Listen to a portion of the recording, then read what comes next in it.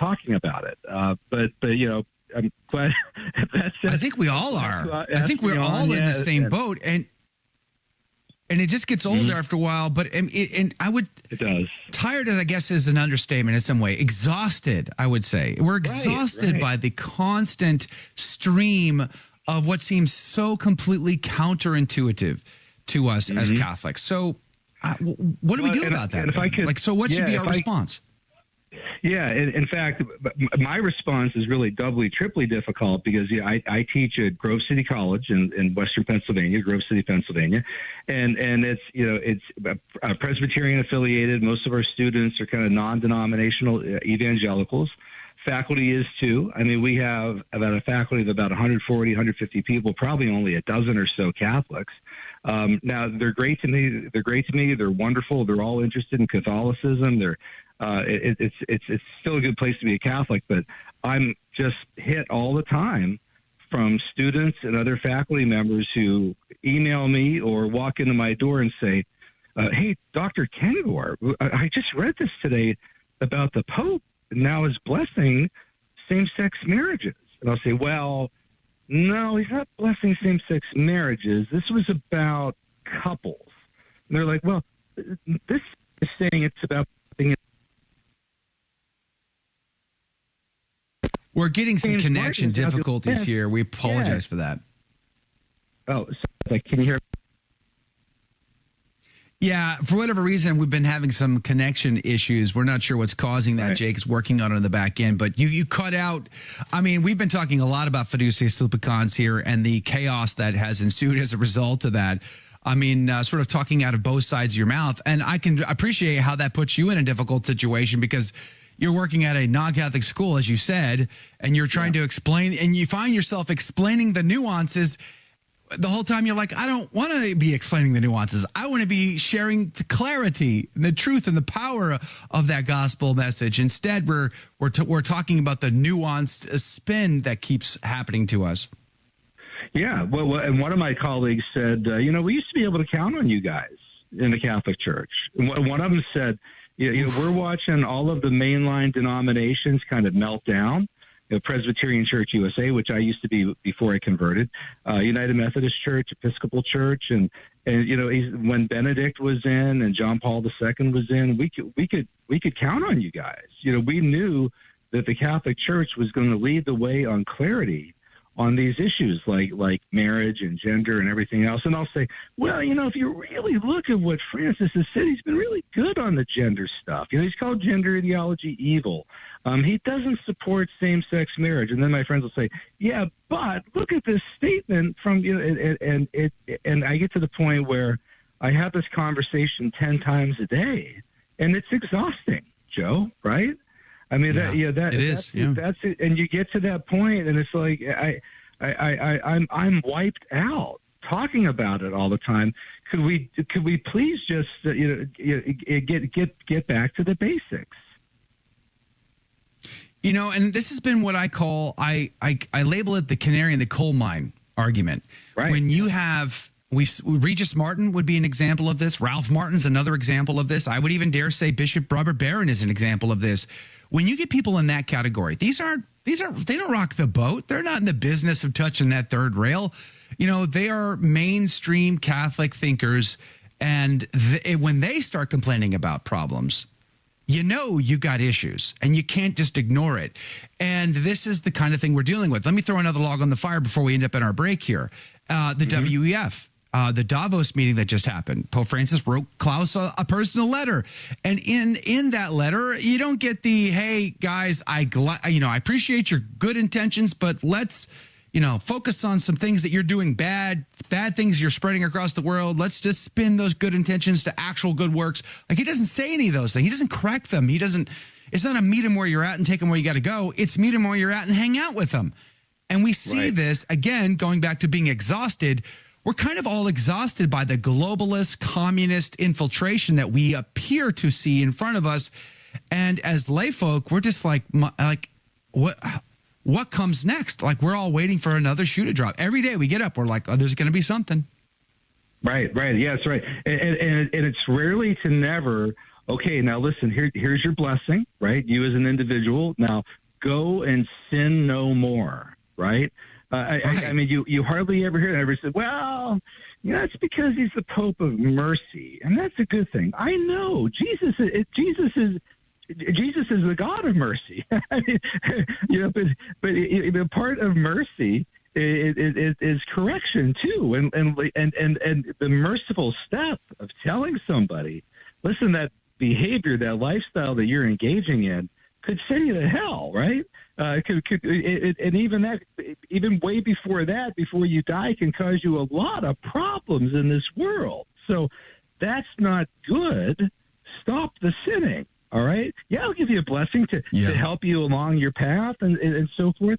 But yeah, you don't get that either. And you're right. Even when people like Bishop Barron, Regis Martin, right, writing for Crisis Magazine, and Bishop Barron, I mean, you're going to find no one as charitable and understanding and careful as Bishop Barron. But you just get so tired of explaining this all the time. And also, I thought of this many times, Joe, over the last 10, 11 years since he became Pope in 2013. This has been, I can't think of another 10-year period when the world has needed clarity on, especially on the cultural, social, moral issues, rather than confusion from Rome, as bad as it does now, right? And here in America, we had the Obergefell decision in 2015, where the President of the United States, Barack Obama, illuminates the White House in the rainbow colors. Then right after that, you get the whole transgender movement kind of right away, kind of issue after issue. We need clarity right now, not confusion. Yeah, amen. Well said. Hold that thought. Dr. Paul Kengor is our guest. We're talking about communism spreading its errors. I mean, the errors of Russia will spread. I mean, we heard that somewhere once. I want to follow that up on the other side of this quick break with Bella Dodd. He co-authored a book that's fantastic. I'm going to argue it's the definitive resource on the conversation on Bella Dodd, what she did or didn't do. I've had some great conversations with him in the past on that book, but I want to bring that up and see how that plays and factor into this conversation. We're all kind of exhausted by the stuff going down. We got to live like saints because otherwise we can be consumed by it. So let's pray about that. But don't go anywhere. More of A Catholic Take is coming up next with Dr. Paul Kengor. We'll be right back.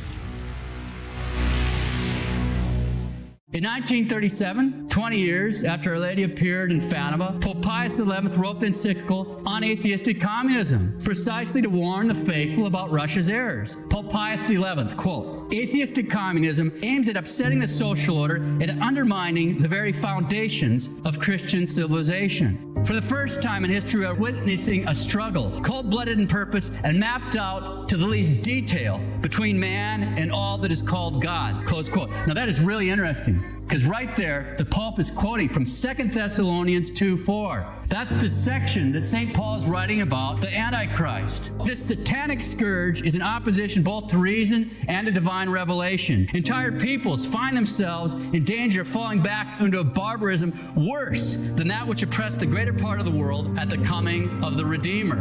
Well, look around. Here we are. That's Sermons for Everyday Living from 6 to 7 a.m. Eastern on the Station of the Cross. Ask a Priest Live, weekdays at 6 p.m. Eastern on the Station of the Cross. We'll bring you a different priest each weekday where you can participate in a live Q&A on the topics that matter.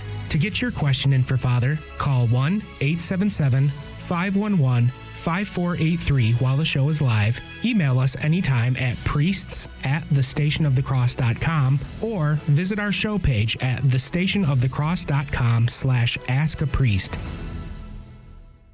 The Station of the Cross began broadcasting in Buffalo, New York in 1999. Since then, our listening areas have multiplied and expanded into several states. While our mission is to grow the Catholic faith through radio and other media outlets, our apostolate is supportive of, but independent from your local diocese. Through your generosity, we are able to inspire countless listeners with the gospel and help lead them to a parish to be spiritually nourished by the sacraments.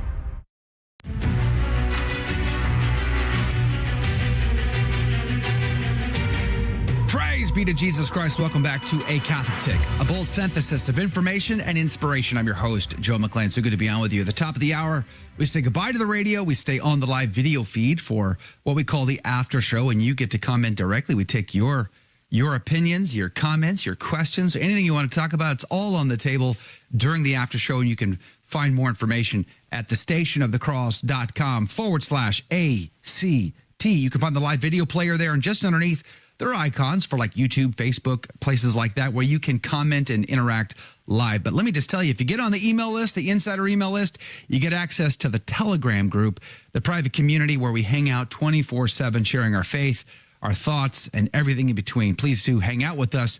Join the list. Go to thestationofthecross.com/ACT. Dr. Paul Kengor is our guest. He is a prolific author and lecturer, political science professor at Grove City College. Some of my favorite of his books is The Devil and Karl Marx, Communism's Long March of Death, Deception, and Infiltration. And then, of course, The Devil and Bella Dodd, One Woman's Struggle Against Communism and Her Redemption, co-authored by Mary Nichols.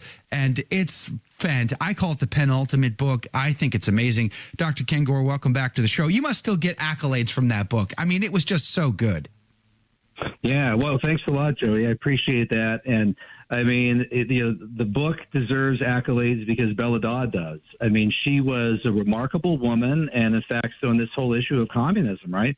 I mean, she was, I call her like a female Whittaker Chambers. Whittaker Chambers was probably the best known ex-communist in America of the 20th century. And Bella Dodd definitely was among women. I mean, she was a leader in the Communist Party. And she's the one that talked about the infiltration of churches, right, and of the Catholic Church in particular. And she understood too, as did the communists, Marx and Engels. In fact, I looked up this quote while I was on hold because I wanted to read it to your listeners. So this is Nikolai Bukharin, who, along with Lenin, Trotsky, and Stalin, was one of the founders of the Bolshevik Revolution. And he said, quote, "Religion and communism are incompatible. Communism is incompatible with religious faith." And he told all communists everywhere, he said, quote, "A fight to the death must be declared upon religion. Take on religion at the tip of the bayonet." And now our popes understood that. And in fact, I go through this in the Bella Dodd book. I mean, we go through quotes from Pope Pius IX in Qui Pluribus, which was published in 1846, 2 years before the Communist Manifesto was even published, right? Pope Pius XI in Quadragesimo Anno, that's the encyclical where he stated, quote, "No one can be at the same time a good Catholic and a true socialist." All right, they're incompatible. No one can be at the same time a good Catholic and a true socialist. Divini Redemptoris, an encyclical that came out 6 years after that, March 1937. The Church described communism as a, quote, "satanic scourge," unquote. Wow. It orchestrated by the sons of darkness, as the Church put it, right out of the pits of hell. So the Church believed that this was not just wrong or misguided or misunderstood, right, but a satanic scourge, right, created, right, flamed by Satan himself. That's how the Church feels about it. Now, someone like a John Paul II or any of these other churches, they would have met with communists, but they would have told them, what you're doing is wrong. You cannot be communists and be part of this church. But instead, what we got with that image of Pope Francis a couple of weeks ago, kind of sitting down, chummy, everybody's having lunch together. Let us listen to one another, right? No, that's not how you do this. Anyone listening right now who's a liberal Catholic who loves Pope Leo XIII, he's rolling over in his grave right now, man. Okay, I mean, and read any of his encyclicals on not just Rerum Novarum, any of them. I mean, the one from December 25th, 1878. The stuff he wrote on socialism and communism was scathing. They all understood this, and Francis said in 2013 the Marxist ideology is wrong, But he hasn't said anything stronger than that. And the rest of that quote, but I have many good friends who are Marxists. Yeah, we know. And we saw that again a couple weeks ago. So can we say then that the fruit of Bella Dodd's work with the Communist Party is what we're seeing today? Because so many Catholics embrace liberation theology or communist ideals, the communists that's baked into the globalist agenda, et cetera, the stuff coming out of the Vatican, the Sino-China deal. I mean, all of it. Is this the fruit of Bella Dodd and the communist efforts in and around the world? Well, to some extent, it could be, right? And so the communist infiltration of the churches generally, and I could actually say this, Joe, with more confidence as a former Protestant about the church that I was in, Presbyterian Church USA, about the United Methodist Church, mainline denominations, which is now the incredibly shrinking denomination. I think it's maybe 2 Presbyterians, the split pea. They're constantly split. Scott Hahn was Presbyterian. The Episcopal Church, which continues to shrink, the manipulation, the infiltration, the penetration of those churches by the communists was extraordinarily successful. Now, the Catholic Church, it wasn't as successful because we're having more connectivity issues. I'm sorry, you've been breaking up, Dr. Kengor. Could you just repeat what you just said? Because we lost a chunk of that. Yeah. So we had, is that better? Yes, please. Can you hear me better? Yeah. Yes. So we had in our churches in the 1930s and 1940s, we had popes like the ones that I'm quoting. So because of that, when the communists did try to infiltrate the church, they weren't very successful. Because, Rome stepped forward. We had people like Pope Pius XII who said any Catholic publications that publish pro-communist propaganda, they will be excommunicated. Well, now in the summer of 2019, America Magazine, the America Jesuit Magazine, published an article called "The Catholic Case for Communism," of all things, right? What? And that's the kind of thing that can happen when you're not getting vigilance from the leadership in Rome telling people there is no Catholic case for communism, okay? Communism is anti-Catholic. But without that kind of leadership, this kind of thing can fester and spread. So as we run out of time now, what do you recommend the average lay folk to do? Most lay people, Dr. Kengor, they don't darken a book on the Catholic faith. Okay, you know what I mean? They don't crack the cover to read anything about their faith. They don't put any effort into learning their faith outside of what little they're getting on a Sunday at Mass, if they go to Mass on a Sunday. So what's the answer here? Well, you have to educate yourself. And in this sense, the web, which so often works against us, can be our best friend, right? Listen to shows like this, get this show online, send it to people, tell people, hey, listen to this when you're on the treadmill, when you're going for a walk. Not to do self-promotion, but you mentioned my book, The Devil and Bella Dodd. My book, The Devil and Karl Marx. They both talk about all of this. And my writings that you can get easily at your fingertips for free, go to Crisis Magazine. And you type in Crisis Magazine, Paul Kengor, and you'll see that I've written a lot of pithy articles with titles like The Book of Acts Does Not Support Communism. So get those, read them, educate yourself, spread them around, and educate others. Yeah, amen. Well said. Dr. Paul Kengor, really love having you on the show. Thank you so much for your time. Sorry about those connectivity issues. Love to have you back soon. God bless you. God love you, Dr. Kengor. We're going to link to his books over at thestationofthecross.com/ACT. Check out specifically the book. So good. But you can go to thestationofthecross.com/ACT for the show notes.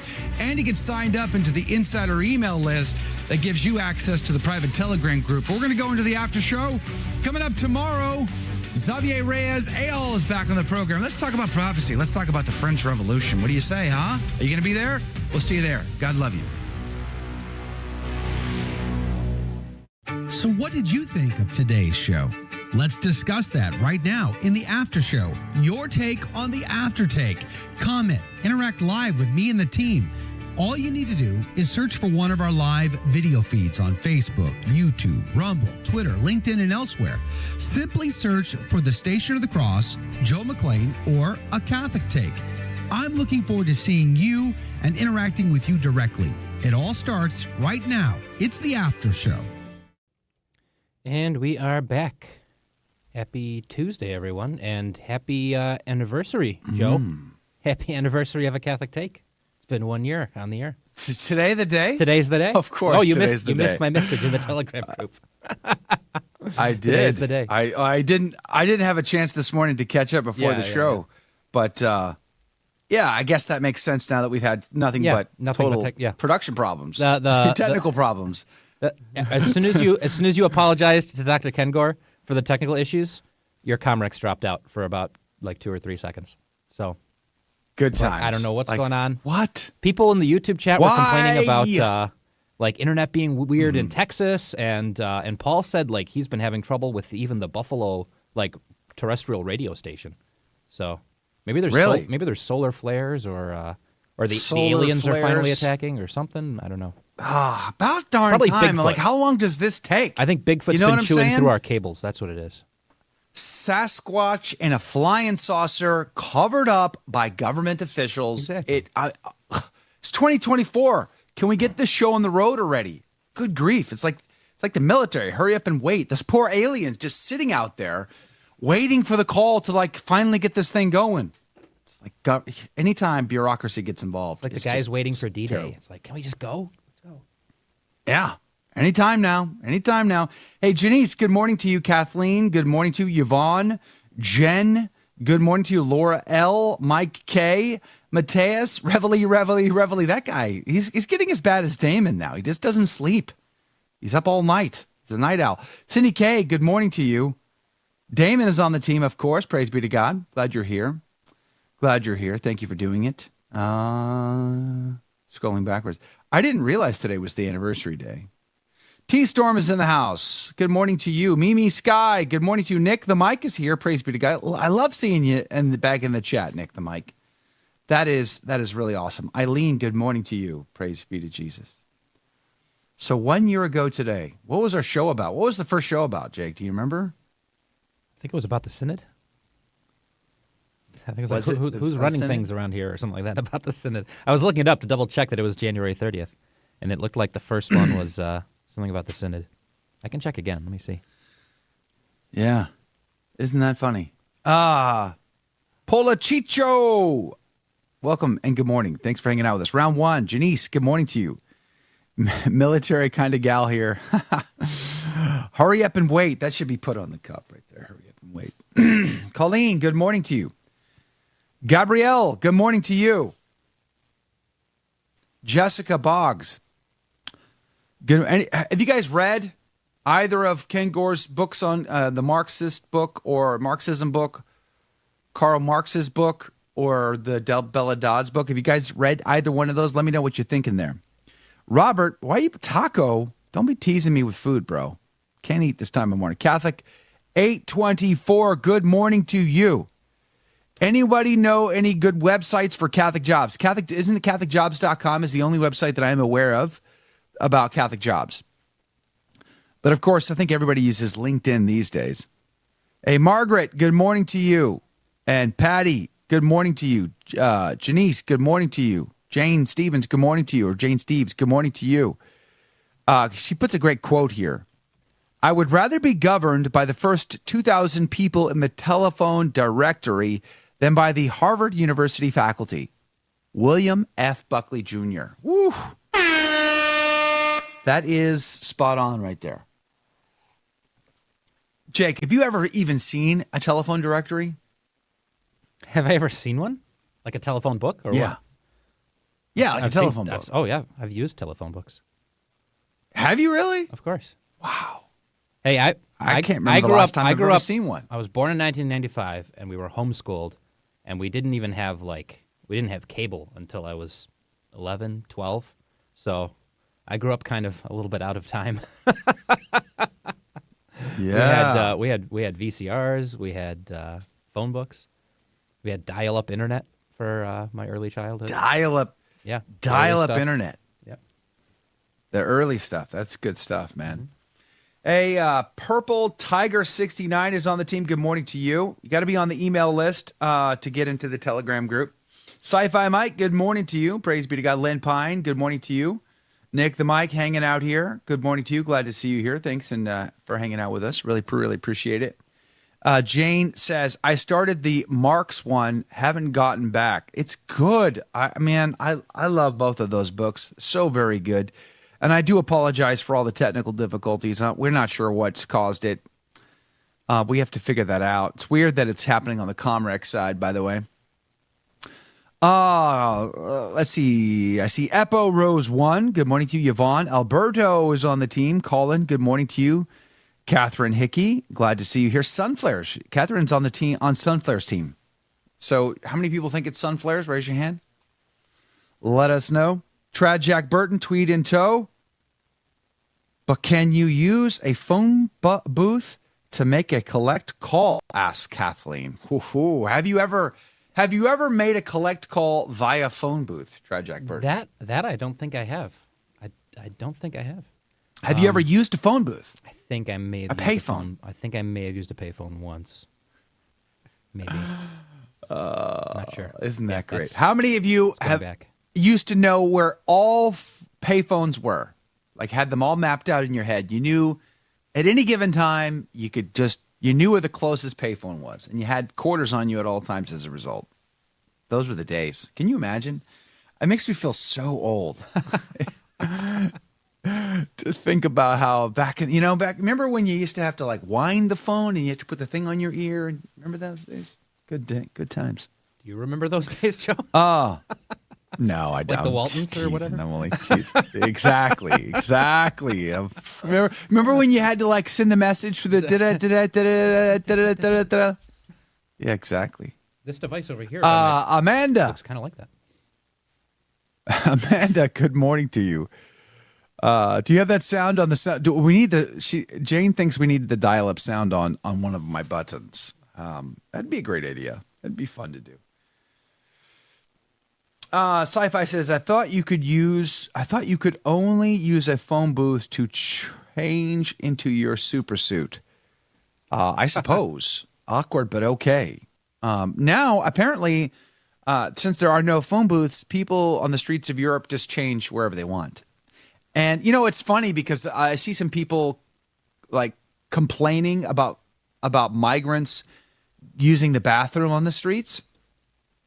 When I was a kid in Germany, I saw Germans do that all the time. Like, just pull the pants down, let it ride. Like, that was a thing. So I'm not sure. I mean, I don't love the immigration chaos any more than anybody else does, but I just think it's hilarious, some of the things we complain about. And you triggered me on that one, Sci-Fi Mike, because that's the first thing I thought of. Hey, female KC Royals fan from Nebraska is on the team again this morning. Amanda, good morning to you. Happy anniversary. Thank you very much. Appreciate it. Praise be to God. I wish I would have thought about it. We could have had a proper celebration or something. Happy anniversary. Pour a cheerful toast and fill it. Happy anniversary. But be careful you don't spill it. Happy anniversary. Oh, happy anniversary. Happy anniversary. Happy anniversary. Happy anniversary. Fred, you remembered. Is that too old a reference? Oh, man. Fred? So we're talking Flintstones? That's Flintstones. Oh, yeah. Oh, wow. Mind blown. Happy anniversary. Mike K., good morning to you.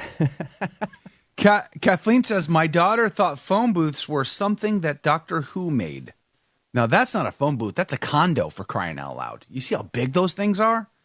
That's not like the phone booths when I was a kid. They were tiny little things. Remember when everybody would like try to pile into them and see how many people they can get inside of one? Like that was a thing for a while. Patricia, good morning to you. Lights 10. Good morning to you. Our Lady of Fatima is the answer. Yes, I agree. I'm on Team Fatima for sure. Yay and amen. Angel Knight, KW, good morning to you. Gabriella, good morning to you. Michael, good morning. Welcome back. Glad you're here. Thanks for doing it. I see, Jay Coke. Jay Coke, good morning and welcome. Chesty Marine is here as well. Scrolling backwards. Deborah, good morning to you. Thanks for hanging out with us today. Sorry about, we also lost the YouTube stream, didn't we? Yes, we're on our second YouTube installment right now. We lost the first one. So we're getting that's interfered an internet with. problem. We're getting interfered with. Okay, but the phone shouldn't be an internet problem, should it? Maybe. Could it be? Well, phones are all run IP, so it's all internet. Okay, yeah. Right? All phone traffic is now internet protocol. So, Master Baker 70. My brain is thinking Mike's about got some ideas. So Mike's got some ideas for how to possibly address it. The connection glitch either originated from Buffalo in order for YouTube to go down because it doesn't come from me here in Houston, Texas, or it came from the streaming provider service that we send it up to them and then they send it out to the world and etc. So, I have an IT degree too. I should know these things. You guys, listen. The instant I got my IT degree, I was like, yeah, no, never going to use this ever. It's just complete waste of time and money. I didn't even want to walk the stage. My wife forced me to walk the stage. I'm like, this is ridiculous. I'm an adult. These are kids. Why am I walking the stage? This is silly. My wife's like, we spent time and money. Put the gown on. Be a man. Okay. Whatever you say. Let's see here. Andrea, good morning to you.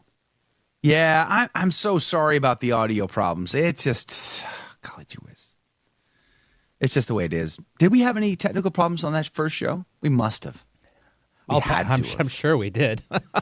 Those were like rough days. Trying to work out. I did not try to rewatch the original show, but I'm sure there were a lot of things that went wrong, especially those first few months, especially before we got the new vMix computer.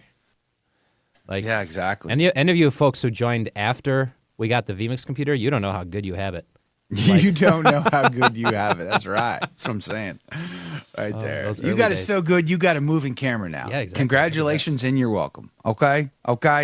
Hey, Nick the Mike said started reading the Marx book, but haven't picked it back up in a while. So can I give you a cheat code? So if one of the streaming services I pay money for is on, it used to be called Scribd. Now it's called Everrand. They changed it, and I get audiobooks there. If you have a subscription to Everrand, Everand, you can also get the TAN audiobooks on there. TAN puts their books on there, and they're really well-produced audiobooks. And both Bella Dodd and the Marx books are audio narrated there. Very well done. Highly recommend. You can listen on 2 times the speed if you want to hurry things along. Right now, because my good friend Mike Koeniger, the Brick Wall, recommended it, I'm listening to The Mysterious Case of Rudolf Diesel, Genius, Power, and Deception on the Eve of World War I. It's a mouthful, isn't it? And this is not sponsored. I listen to a lot of audiobooks off that platform. It's part of my subscription. And I'm going to argue it's better than Audible. I prefer giving my money to Everend than Audible, personally. Let me know if you guys have read the book. Big Brother is listening, says Margaret on Facebook. Yeah, probably. Not at all surprised, right? Karen Andy Bashaw, good morning to you. Producer Jake, you're 3 years older than her oldest grandson. Wow. Does that make me old or young, though? That's the question. I don't want to answer that question. I don't want to perjure myself. Yeah. Okay. Catherine says, we carry your cross with you, Joe and Jake, on the team ACT. Yes. The burden is real, isn't it? Yes. We're all in this together. We're all in this together. It takes a village. It takes a village to produce ACT. It takes whatever, Hillary. Whatever, Hillary. Hey, but the positive spin on that, though, is that's the trad version, right? Yeah. Who did we talk to about that recently? I don't know. He was talking about clans and communities and who was bigger that? than the nuclear family. I'm not sure. I can't remember. We he was just a great talked to guest. somebody. I'm blanking out his name. My brain is freezing on me. I think we had a couple guests who mentioned it. Michael Vierlander. Yeah, Michael from Vierlander. The Fatima Farm. By the way, Fatima Farm, it's out of Atlanta, Georgia. Great people. They're going to be on once a month with us now. They're doing a Scottish game festival at their homestead on February the 4th. So I wish I could go. My kids would die to go. They would love to go. But unfortunately, we're not going to be able to make it out to Atlanta that soon. Who knows? Glitches caused by these darn... I thought that said Carmelites. I'm going to be honest with you. Call it. I read that and I'm like, Carmelites are the problem?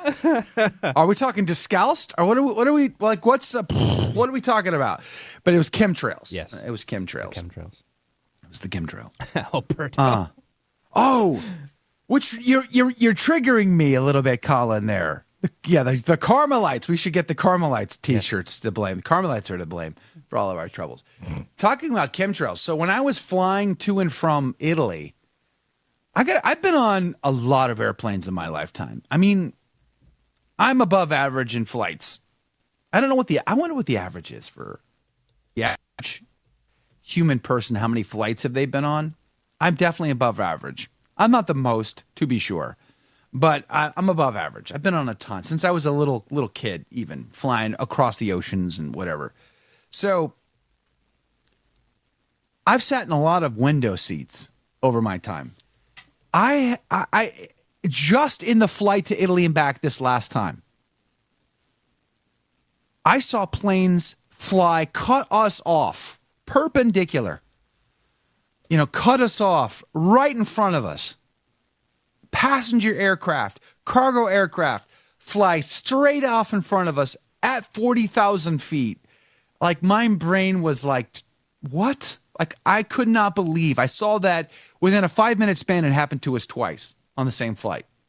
Unbelievable. I've seen so many planes close to us more recently than I ever had as a kid. Does anybody else notice that? Like that seems, it's just because there's just more aircraft in the sky now than ever before. But it seems like, boy, I'm seeing a lot of air traffic really close to each other more now than I ever have. It makes you just wonder. I'm sure the pilots knew that was going to happen, and I'm sure they saw them on the radar. They were on the lookout for them. I mean, I'm sure there was something. But being in the passenger seat, you're just like, whew. You don't expect to see a giant airplane be that close to you, that high in the sky. It was very interesting to see, to say the least.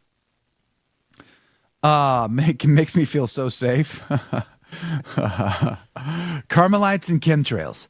Potential. Oh, yes. I liked Alberto's comment. Big Brother is too patriarchal now, and it can't be called Big Sister, so it's Big Them to be inclusive. Big Them. Yeah, big them. big sibling. We can't call it Big Brother anymore. Yeah, buddy. Man, I got a great Mary, thank you for listening. I got your text, Mary Hoblab. God bless you and God love you. Thanks for hanging out with us today. Colin says 1,000-foot separation is the minimum for ATC, and it looks closer than it is. It sounds closer than it might be. Yeah, 1,000 feet doesn't sound like much at all when it comes to air travel. No, it doesn't. 1,000 feet seems close. When you're doing 400 and some odd knots, right. You're moving pretty fast. 2 seconds in, you've covered that 1,000 feet more, in spades. Mary was talking about college, Catholic universities or whatever. She says a pre-law professor at a Catholic university, I won't name the name, a pre-law professor there helped her friend, a child. A child started at a Catholic university. A pre-law professor there helped her to become a socialist and anti-Catholic. Not all Catholic professors are Catholic infiltrators, traitors to God's truth. Yes.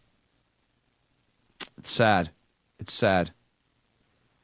It's a sad day in the world when Catholic universities have allowed themselves to be infiltrated. Look how much trouble there was out of Notre Dame and other schools. The St. Mary's College next to Notre Dame, obviously embracing the ideology, and the bishop having to put his foot down. And sad day, but that's the way it goes. Just one more reason why I won't fly. Come on, Karen. It's not that bad. It's the safest form of travel. It still is. It's still good. It's all good. Bolts, loose bolts or not. I mean, think about it. I once got to fly in a Huey. Remember Hueys? Remember back when Hueys were cool? Like, does anybody even still fly Hueys anymore? Like, Hueys used to be the cool helicopter, but now it's just a Black Hawk. But anyway, I got to fly in a Huey with the door open.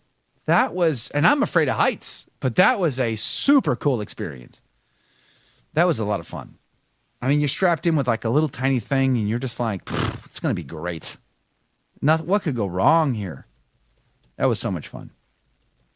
I've flown in a CH-46, the twin blade, sort of like the C version of the Chinook with the tail open. That was a lot of fun too. Praise be to God.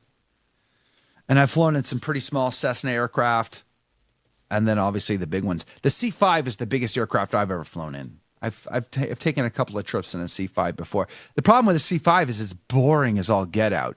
It's sparse. There's like no creature comforts.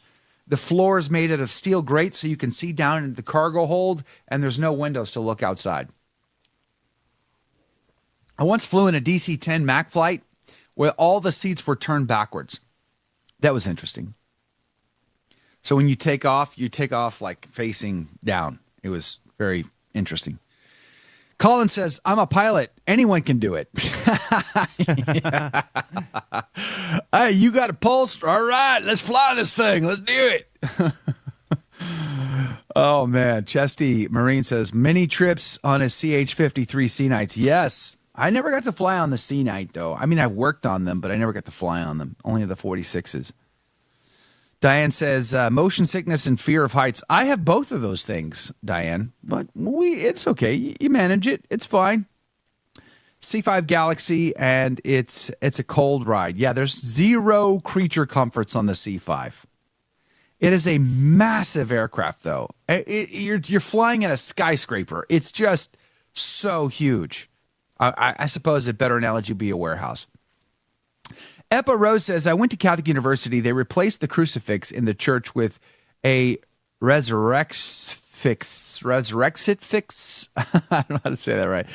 And now it's just a stick that I guess is supposed to be Jesus. Yikes. Colin said the CH-46 was is a terrifying way to get around. The fun thing about the CH-53s and the 46s of the Navy and Marine Corps is here's the thing. Here's when you know that you should not be flying those aircraft. If when you get on board, you do not smell the ripe flavor of the fluids leaking, right? The what do you call that? The flavor that makes all the actuators work. All of a sudden my brain shut off. If you don't smell that and see that fluid leaking, then you should not fly in that aircraft. Those aircraft are only safe if they are leaking that fluid, okay? Unlike in the Air Force that, their stuff never leaks, so everything is considered to be okay to fly. In the Navy and the Marine Corps, you have to make sure that stuff is leaking in order for it to be safe to fly, because otherwise it probably has no fluid, and therefore you ought not to be flying it. Hydraulic. Thank you, Colin. Yeah, the hydraulic fluid. And leaking all the time. The first time you see it, it is a bit nerve-wracking. You're like, should that be leaking everywhere? Oh, yeah, of course. That's how it gets done. It's kind of like my old Buick, my first car, my Buick. I had to carry extra oil just to kind of keep the thing running, right? It's like that in the Navy and the Marine Corps. Catherine says, I flew Air Mongolia in early 90s. Not all seatbelts worked. That's sort of extra equipment. Let's just be honest with you. It's optional gear on an airplane is the seatbelt. KW says, producer Jake 100%, but did not Christ tell us about clothing? What are we talking about now? Oh, I was commenting with Colleen. I was saying it's amazing the difference that uniforms and proper dress makes. And so I think that's what KW is responding to. Yes, but he told us not to worry about clothing, but we're still supposed to dress properly, according to our state in life. Are we not? We are. Fascinating fact, Mr. T, B.A. Barabbas, What was his name in Rocky? What was Mr. T's name in Rocky? I can't. He's like that street fighting guy, right? In Rocky 3? No, not Rocky. Is it Rocky 3? I can't remember his name. Can you guys remember his name? Let me know. A fascinating fact, he grew up in, I think it was Brooklyn, if I'm not mistaken. Maybe it was either the Bronx or Brooklyn. I thought it was Brooklyn. But anyway, always wore a suit and tie as a teenager. Mm-hmm. Dressed well. And what was it? One of my favorite Christmas, my favorite version of Scrooge is The Man Who Invented Christmas. We talked about that with Joseph Pierce. And in that film, he says, you can get anybody to believe anything if you're dressed well enough. True story.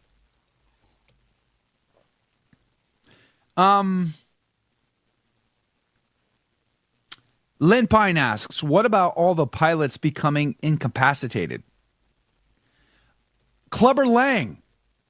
Was it Clubber Lang sci-fi? Yes, it was Clubber Lang. That's right. Clubber Lang. Oh, of course you flashbacks. Knew that. I am Sci-Fi Mike. Whenever we're missing something, Sci-Fi Mike. Sci-Fi to the rescue. Is there a pandemic of incapacitated pilots? I heard about the guy on the Alaska airplane, which was the same airline that also had the door thing problem. Turns out that was more of a Boeing issue, but nonetheless, that pilot on the Alaska flight, he was doing shrooms, wasn't he? Is there a bigger problem that I'm unaware of? I'm not seeing those stories. If so, let me know. Jane says, when the Navy base was open in Massachusetts, I had a C-5 fly over my vehicle, and it was like someone blocked the sun. That's like one of the, talk about alien invasions, the coming alien invasion that we're all expecting. You expect to see a massive spacecraft take over the atmosphere. Right? That's how it's depicted in all the films. Like the C-5 must have been kind of like that for you, Jane. It is a huge, huge problem. Epirose says that was a good film. Good film. The Man Who Invented Christmas. Good family film. Yes, it is. Yes, it is. Alberto, good morning to you. Says my stepdad's flight nearly plunged into the sea and all the masks dropped down. I'm going to argue that is less than optimal, Alberto.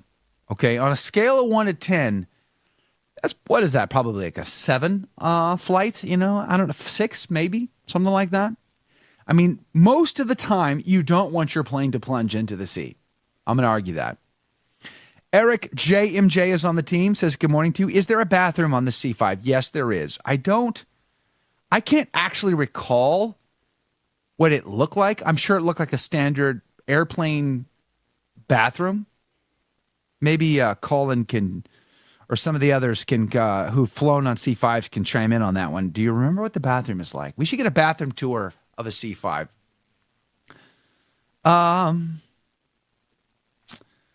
To producer Jake's comments in there. KW commenting, Colleen, good morning to you. Yes, on a C-5. Deborah, good morning to you. I heard that many pilots are having clots from the... Oh, well, yes, that's a different argument altogether. Is that what you meant by Len Pine, by incapacitated? Yeah, that's what happens when you force a certain program upon them. You know what I'm saying? When you jam it down their throat, when you stick it to them, you know what I'm saying? I'm trying to think of some more. How do I keep? They're cutting off our streams and our audio anyway, so I don't think it matters much. Oh man. Good times. Bridget Dunn says, I'm flying tomorrow. I feel much better. Oh, no. Less than optimal, Bridget. It's going to be fine. You're going to be great. It's no problem. It is still the safest form of travel. So don't even sweat it. Don't even. By the way, not at all related to what we're talking about here, but last night, I did watch a movie about Billy, I think his name was Mitchell, the guy who founded the Air Force. Yeah, but back before he was Air Force, he was Army Air Corps. And he had to get court-martialed and lose rank and lose his job because he complained about the safety concerns of the Army Air Corps, and the Army kind of stonewalled him a little bit. Men were dying, falling from the sky, but nonetheless. So not at all related to what we're talking about here. So take complete confidence in the. I'm teasing, Bridget Dunn. I'm only giving you a hard time. You're going to be fine. It's going to be very safe. Spiking the ball there, Joe, says Michael. Spiking the ball. Walter, good morning to you. Pray for Christophe Cardinal Pierre. Today is his birthday. Well, happy birthday to you, Your Eminence. I'm going to pray for you to have a renewed zealousness for the faith and fidelity to Holy Mother Church and her tradition. You've kind of wandered from the reservation a bit there, Christophe Cardinal Pierre. But today on your birthday, we shall pray for you, to be sure. It's Puniversary Day here on the show. Puniversary. Get it? Get it? Craziest flights. Anybody have any crazy flights that they've been on? Let me know. Anyone see the Father Ted sketch on the plane? The Father Ted sketch on the plane? No, I've not seen that, Catherine. Let me know. Have you had any crazy flights? Any scary flights for you, Jake? No, I haven't had too many flights. They've all been pretty smooth. I enjoy flying. It's the process surrounding it that I don't like. It's the sudden land. That gets you every time. It's the landing that kills you, not the flying. No, but I think I enjoy flying. Like in general, it's really just it's the whole TSA nonsense. It's the waiting. It's the cramped seats on certain planes. It's if I could fly in a if I could fly undocumented in a Zeppelin, I would fly everywhere. You want to be in a Zeppelin? Oh yes, those are coming back. By the way, yeah, they're making a That's real luxury. resurgence. That's real trad air travel. Zeppelins. A flight to go on a cruise in flight was the Poseidon. Oh, I have watched actually scary plane movies while on a plane. I've done that before. That's always a good time. But getting ready to go on a cruise to watch a movie about a sinking ship, I think I would much rather crash on an airplane than drown on a boat. Personally, what do you guys? You guys probably over that? quicker, right? Yeah, that's my point. It's just going to be over far faster. Just say your prayers, prepare yourself, and then boop, done. Whoopsie. Or whoopee a Zeppelin. All right. Well, sorry about the technical problems. We're going to talk about it. Hopefully we'll get it worked out. Xavier Reyes-Ahal is back tomorrow. Let's talk about the French Revolution and prophecy. All that tomorrow. See you there. God love you.